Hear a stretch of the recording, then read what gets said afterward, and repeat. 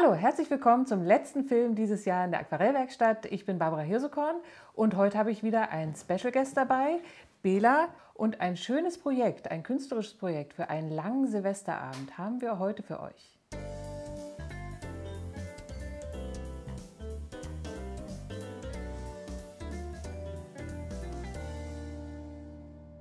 So Bela, das Jahr war lang und ich habe ziemlich viele Bilder produziert, von denen ich mich eigentlich trennen möchte. Ich male halt vieles doppelt und dreifach, weil ich für die Kurse vorbereite oder übe. Ja. Und diese Bilder müssen dann irgendwann auch mal weg, beziehungsweise ich habe mir gedacht, am Ende des Jahres kann man doch sehr gut die Sache dafür verwenden, ein neues Bild zu kreieren mit den alten Abfällen. Und deswegen fangen wir jetzt erstmal an, alles zu zerreißen. Erstmal in so eine ganz handliche Größe, vielleicht so Postkartengröße.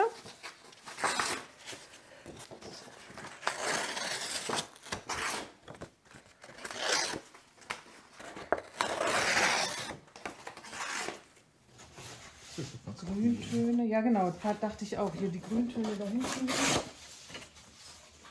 So sieht unser Tisch jetzt aus, nachdem wir hier wirklich eine ganze Weile gerissen haben. Das hat Spaß gemacht. Ja, wie ihr seht, hier bin ich auf der linken Seite, habe ich schon wieder ein bisschen was vorbereitet. Also ich habe mir nur überlegt, welches Motiv es ungefähr werden soll. Wir arbeiten heute ohne Vorskizze und wollen aus kleinen Papierschnipseln aus den alten Aquarellen eben ein schönes neues Kunstwerk kreieren.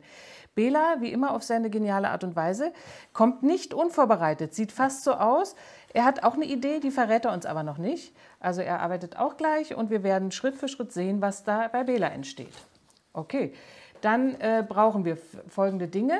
Wir haben hier den Bastelkleber, das ist ganz normaler Bastelkleber, können wir hier mal so zeigen. Der ist jetzt hier von der Firma Bösner, aber kann man auch jeglichen anderen PVA-Kleber, das ist wichtig, PVA-Kleber. Man könnte auch Tapetenkleister nehmen oder sicherlich auch einen Klebestift. Den füllen wir uns jetzt hier in kleine Glasschüsselchen rein. Ah ja. Genau, ruhig ordentlich, weil wir brauchen bestimmt eine ganze Menge. Das reicht. Und was wir jetzt noch haben, ist jeweils ein Flachpinsel, ein ganz einfacher Kunststoffpinsel zum Einschmieren des Papiers und einen Spachtel. Nachher für kleine Ecken, ne, um die schön anzukleben, kann man dann mit dem Spachtel nochmal den Klebstoff dahinter tun. Gut, jetzt wollen wir einmal ein bisschen das Reißen selber üben. Bela, nimm dir doch mal ein schönes Schnipselchen Papier. Also, jetzt gucken wir mal, wie man auf unterschiedliche Art und Weise reißen kann. Wir reißen einmal nach unten und sehen, es gibt halt auf der rechten Seite den Rand ohne weißes Papier und auf der linken Seite haben wir einen weißen Rand mit dabei. Beides könnte man ja einsetzen, wenn man jetzt die Collage macht. Kann man eben mit weißen Rändern arbeiten stellenweise oder eben hier mit diesem ganz scharfen Rand. Was ich ja persönlich sehr schön finde, ist, wenn man die ganzen Schnipselchen reißt. Das können eben ganz kleine Schnipselchen sein oder dann auch mal etwas größere. Und wenn man nicht mit der Schere da dran geht. Falls man mal was Gerades braucht, habe ich ja hier das Lineal. Du hast, glaube ich, auch eins bekommen von mir. Und dann würde man das Lineal fest andrücken und dann hier am Lineal entlang reißen und dann bekommt man auch eine relativ gerade Kante, die aber trotzdem gerissen ist. Ja, genau. Okay, dann geht's jetzt los. Und ich würde erstmal so ein paar grobe Schnipselchen auflegen, ohne sie aufzuleimen. Und dann fangen wir an mit dem Leimen. Ich habe uns farbiges Papier hier aufgezogen auf die Malbretter. Ich glaube, zu deinem Motiv passt das Braun ganz gut. Und bei mir ist es ja so, ich habe diesen Leuchtturm hier vor und da spare ich mir schon mal die große Himmelsfläche, indem ich hier einfach schon auf Blau anfange. Ja, gut, dann geht's jetzt los. Mal gucken, ob das was wird. Ja, ja, cool. Siehst du, das macht nämlich Spaß. Das ist nicht so schlecht. Kann man schon verwenden. Und ich brauche was Weißes.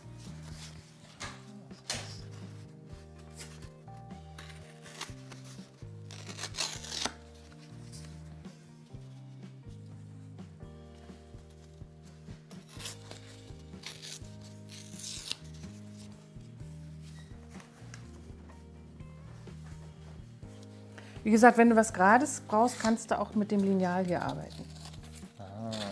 Da habe ich dir auch eins hingelegt. Draufdrücken und dann ein bisschen abziehen. Der Zwergenhut. Ja. Cool.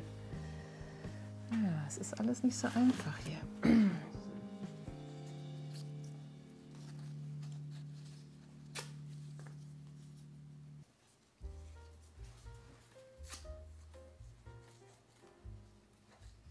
Die perfekte Nase. Ja, süß. Das ist ein bisschen zu groß. Ich finde das gut. Findest du das gut? Na dann. Hast du was Schönes Grünes? Ja.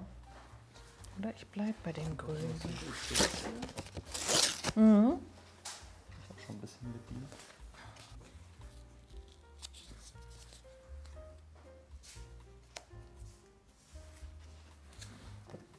Groß.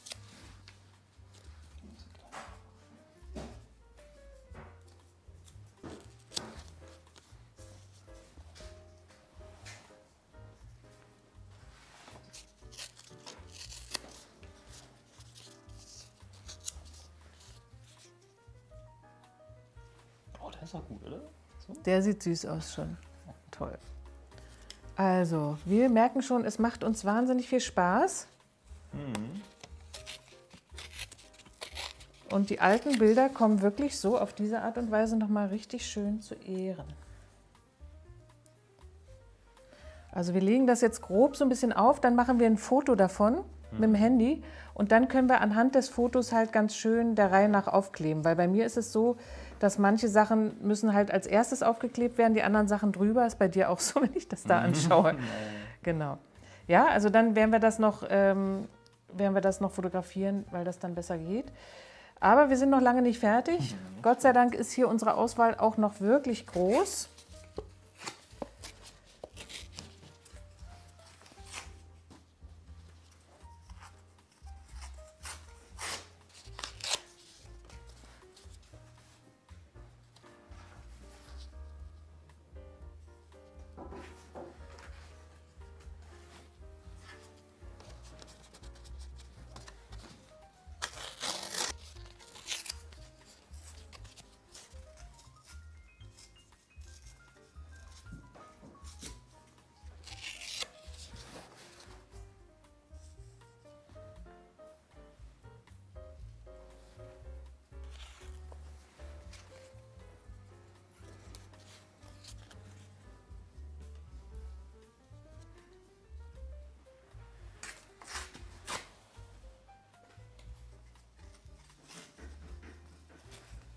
Ich finde das ja besser, wenn da nicht so viel Weiß dazwischen ist, weißt du? Bei mir ist das zumindest so.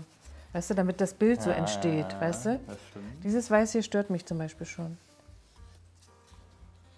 Die andere Technik anwenden. Genau, ich würde weniger Weiß. Brauchst du auch Steine? Ja, also Hier, guck mal. Aber die sind ganz cool.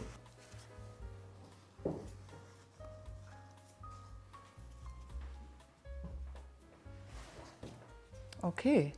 Es ist noch nicht festgeklebt und ich würde sagen, damit wir uns nachher dann besser orientieren, also bei mir ist das zumindest jetzt im Moment so im Stadium, würde ich gerne anfangen zu kleben und dann kann sich das Bild ja immer noch weiterentwickeln. Ja. Wollen wir es so machen? Also jetzt geht's los mit Kleben. Bei mir ist hier schon was reingefallen. Und da muss man eben jetzt nur ein bisschen gucken, was wird zuerst aufgeklebt. Und dafür hilft es manchmal tatsächlich ein Handyfoto zu machen oder ein Foto zu machen von diesem Bild. Und dann kann man entspannter kleben, weil man noch weiß, was oben und was unten liegt. Das macht Spaß, ne? Ich muss gar nicht malen können. Um Eben, was Cooles genau. zu tun. Das ist Ich gut, glaub ne? einfach deine Werke. Das ist gut, das ist gut. Ja, siehst du? Und es ist gar nicht mal so mit fremden Federn schmücken, finde ich, weil es ja doch ein ganz eigenes künstlerisches Bild wird dann. Und du kannst es ja mit deinem Handy machen, oder? Und dann kann man nämlich beim Aufkleben, hat man ein bisschen eine Orientierung, was dann wohin kommt. Dieser Leim trocknet, der trocknet transparent auf. Das heißt, man muss sich überhaupt keine Gedanken machen, wenn der irgendwo drüber läuft. Pinsel den mit dem Flachpinsel ein? Ja, auf der Rückseite So schön ordentlich. satt einpinseln. Denn die müssen, das Aquarellpapier ist ja 300 Gramm Papier und das ist schon ziemlich stark. Das heißt, es muss wirklich gut verleimt werden.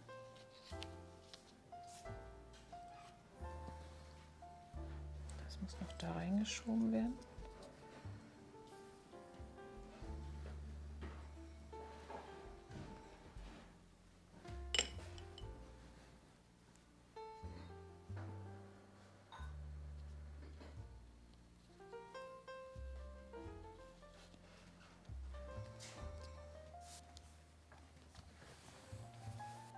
Und dafür hast du dann den Spachtel noch, dass du mit dem Spachtel dann notfalls noch mal unter die Ecke fahren kannst. Genau, das geht dann mit dem Spatel ein bisschen besser als mit dem Pinsel.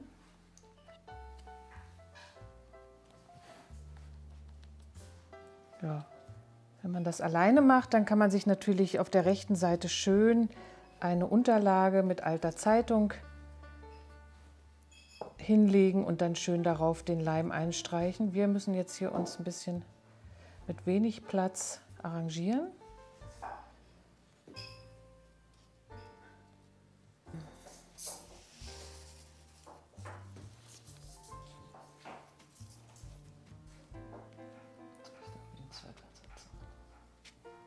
Na, das wird eine Fummelarbeit da.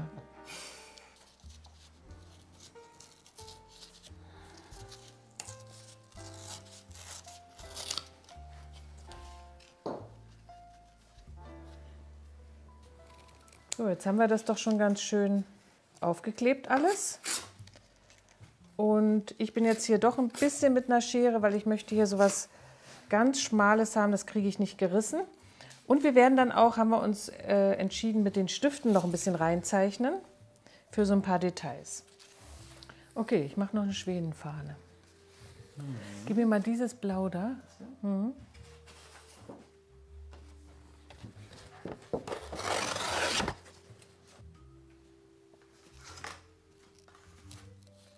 Was fehlt denn ja kompositorisch noch rein? Ja, das weißt du doch bestimmt. Kompositorisch. Also ich würde hier halt noch ein paar Augen reinsetzen und ich würde es eventuell hier unten noch ein bisschen dunkler machen.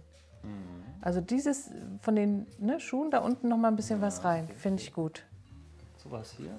Ja, genau, dass es so ein bisschen mehr sitzt unten. Und da könnte auch ruhig was Bläuliches sein, finde ich. So, jetzt könnte man eben noch ein bisschen mit den Wachsmalstiften hier drin rumarbeiten, um das ein oder andere Detail noch einzufügen. Und das mache ich jetzt, glaube ich.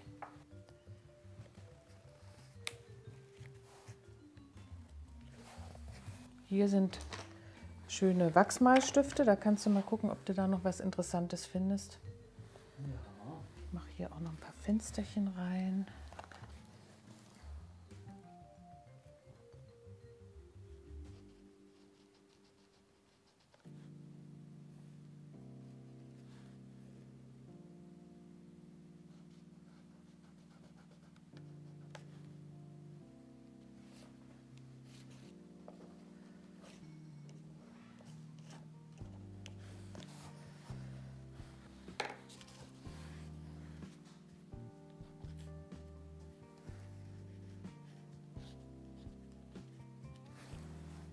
Ja, siehst du, ist doch gut. Das ist gut. Das ist gut. Und jetzt kann man eben mal so kompositorisch gucken, was passiert mit dem Bild, wenn ich das Grün zuhalte.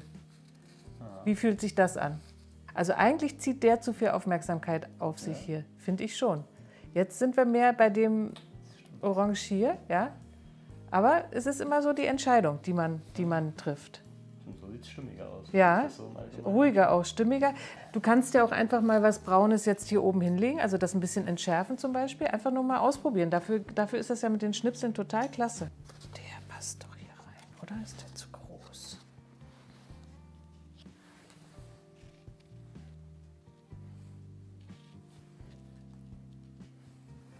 Guck mal, sind wir doch fast fertig, oder?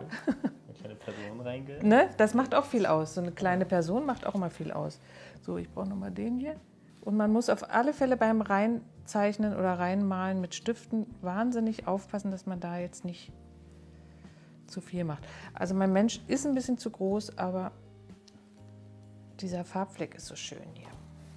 Okay, dann haben wir doch jetzt hier zwei sehr schöne, sehr unterschiedliche Bilder kreiert. Wir hatten wirklich jetzt 1,5 Stunden richtig viel Spaß und haben viel Freude gehabt. Wir haben noch ganz viel übrig, also da können die nächsten Projekte noch kommen.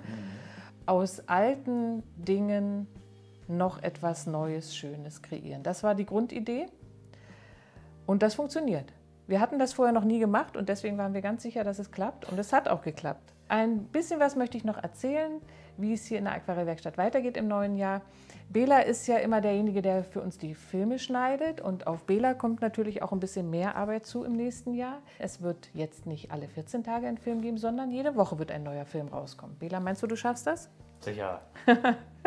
Okay, also das haben wir vor. Es wird erstmal ein Probelauf sein. Wir schauen mal, wie das so funktioniert für uns und für euch.